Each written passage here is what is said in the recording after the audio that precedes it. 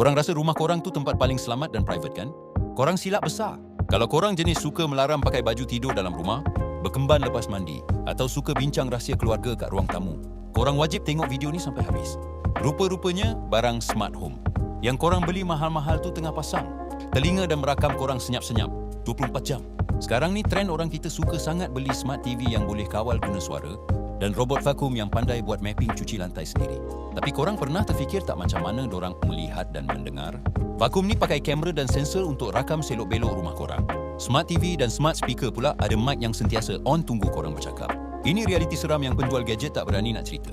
Pernah kecoh satu dunia bila gambar seorang tuan rumah tengah guna bilik air tersebar kat internet. Rupa-rupanya gambar peribadi tu dirakam oleh robot vacuum dia sendiri. Lepas tu dihantar ke server syarikat pembuat vacuum tu untuk tujuan kononnya AI training. Pekerja dorang yang tukang tengok data tu pergi leakkan gambar tu kat luar. Gila tak gila? Jadi macam mana nak hidup moden tapi maruah keluarga terjaga? Korang wajib tekan butang save video ni sekarang sebagai rujukan. Nombor 1, pergi kat setting smart TV korang dan matikan fungsi voice recognition atau always listening. Nombor 2, buka apps robot vacuum korang dan lukis no-go zone.